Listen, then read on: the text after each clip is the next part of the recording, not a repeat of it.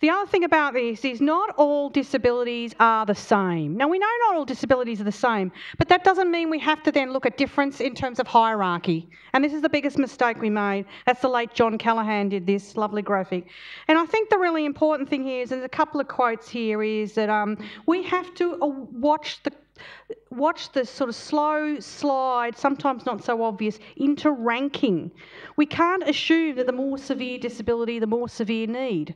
You know, so I think one thing about this is the whole kind of living of disability is very, very complex. I don't like the language catastrophic disability. It's very emotional. It not only is offensive, but it actually distorts the complex lived experiences of disability, and they are related to the fact that disability is often interpretive, it's adaptive, it's the context in which you live. Do you have support? Do you have family? The time in which you were born, all these kinds of things. So I'll just move on there. I was thinking about what are the things to make this work, and then I'm going to talk about those really briefly and then talk about the scheme. So I'm just playing with this new version of PowerPoint, by the way. We've had lots of PowerPoint discussions today. What's that? How many minutes is that? 8 minutes, that's good. So I thought the big enduring issue is anti-poverty. You know, we need to look at what are the strategies, what are the strategies in place to ensure that disabled people stop having a subordinated position in society.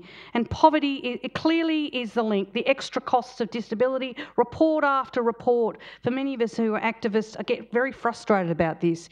The data's there, the proofs are there. Let's get on with it and have an anti-poverty strategy, and the support's there. We also need new imaginations and around the issue of education. We also need income, and that's recognising, in the form of employment, recognising that not all people with disabilities will take up job options. So I just wanted to kind of go through these. I've got 8 minutes, but I'll just run through these. I've got less than 8 minutes, have I? Okay, right, okay. I'll run through these. I was doing a grant submission yesterday, and I must say I found it really depressing. I had to stop and start. We know that disability makes us poor. We need more work on disability and debt. As against death. Okay, debt. The everyday expenses, goodness gracious, they have to be covered by this scheme. They all have a system of the opportunity to file disability tax deductions. The everyday expenses, electricity. We went to a session this morning about the spiralling cost of electricity, and to say nothing about the spiralling cost of drugs. We also know, and I'm very thankful about this, Australia's Health 2010, if you haven't read it, there's a really damning report that talks about disabled people being the most unhealthy of Australian citizens, not because of their impairment, but because of the socio-economic conditions. We know if you are in the lowest socio-economic group, the chances of you having a disability or disability effects are higher. Okay.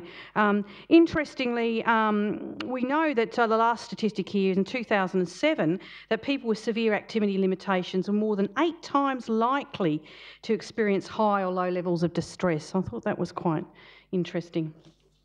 Okay, money and jobs. I think actually if it was any other group in the community, there'd be an absolute outcry. Australia's workforce participation of disabled people, and John and I were talking about this earlier, we are at the lowest end of the scale, 13th out of 19 of OECD countries. The Urella report talked about missing populations. Only 53% of disabled people are actually in the workforce, and it diminishes. How about this? Gross median income of $255 per week if you're a person with a disability compared to 501. I thought the last one was interesting. The personal income of disabled Australians is the lowest, being 44% of that of non-disabled persons. I'll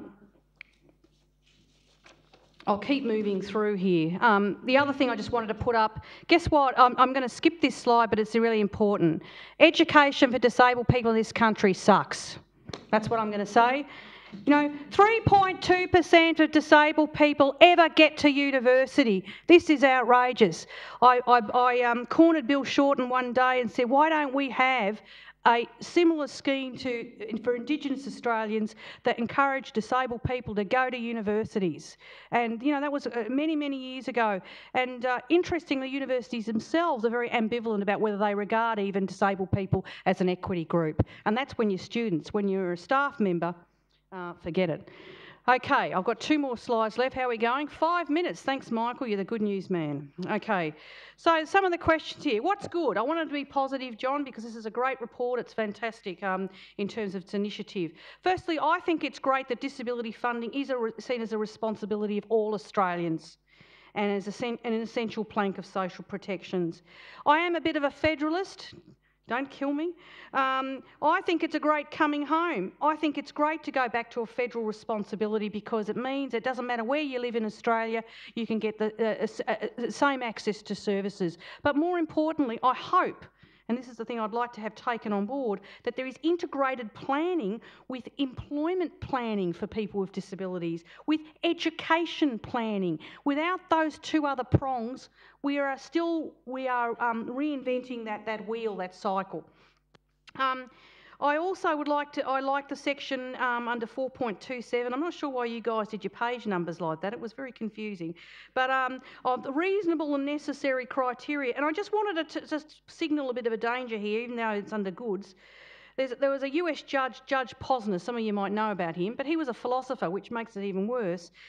There were a number of cases there where he talked about the trivialisation of disability accommodations. Now, the problem about that is what is seen as trivial by many able-bodied people in terms of accommodations for disabled people ain't trivial to us.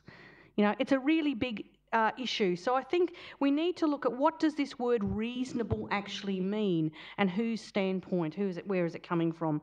I think it's fantastic there's a consumer choice model. How is it to be enforced? What are the parameters? You know, where is the funding? Many of us have been arguing for years for leadership training. Where is the self-determination training that's put in place to make this happen? Or will we be blamed if we fall on our faces, so to speak, you know, if we stuff it up? Okay. I think it's great that funding is, it will be exclusively reserved for disability support, and I said to John that terrible word, hypothecation, I like that. Do we need to have it entrenched? What if we get a nasty government in that comes in that decides they don't like disabled people? Well, more so than what we've had in the last few decades, maybe. But we need to know that it's not subject to the politics of economics. Individualised funding, Leslie raised that earlier. My goodness, I've dragged out my 1983 paper on a disability allowance. So, and I think it's if we're gutting a no-fault system then, we need to say then, if we're really on about no fault, well, why do we keep harping back to causation? Causation of disability, causation of impairment should be irrelevant. 2 minutes, John? Oh, Michael? 1? God. Okay, that's a New South Wales person for you. Okay, let's keep moving. What is of concern? I know, Michael, that's fine. So while we, you know, it looks inclusive, the target groups, but, you know, I do worry that the target groups are still partitioned in terms of silos. And I think we really need to look at the real scope. I talked about that earlier.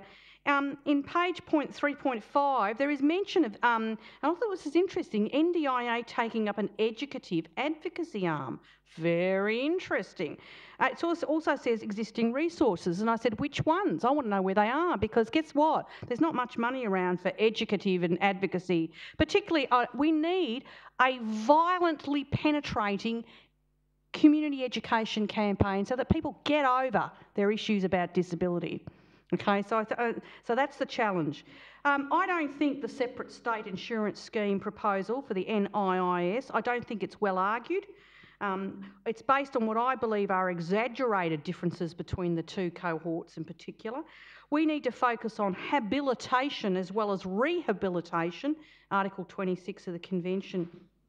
I did have one of my tort law people have a look at this, and they also suggested with the NIIS, it often focuses on injuries predominantly experienced by men. Did you know, I learnt this myself, that the highest level of medical negligence claims are for cosmetic surgery? Makes you want to think twice, doesn't it?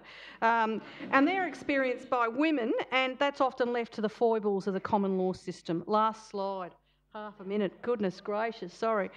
So I've got some questions here, and I'm processing this through. 3 volumes is hard to read. Is the corporation model the best? This is the governance question. How do we have skilled monitoring, management and planning, and without reducing people with disabilities' participation to an advisory role? Now, if we want to get involved in the corporate models, how do we train up us to be corporatised? I don't know if that's a word, but anyway, it'll do. Can the proposed governance model really get disability? And I think that's the issue. Like, the corporate experience is very, very important, but you also need to kind of know about the complexities. And I use the example of superannuation boards. They act instrumentally on market issues, I hope. But they're not necessarily that good at change of life social policy concerns. So how do we bring these groups together? Might a market-based model be in collision with social protection agendas, which are unprofitable? Check for this. There are going to be groups of people with disabilities are unprofitable, to use that terrible language. Should the convention approach be privileged? And I think that's Leslie. That was really strong in Leslie's talk. I think it should be the guiding conceptual approach rather than the ICF. If you're going to use the corporation governance model, I look forward to train us up to be good to sitting on these corporate boards and learning to read stats and graphs, which is my steep learning curve at the moment. Corporation expertise already lags behind in the areas of gender equity. So how can we assure nothing about us without us?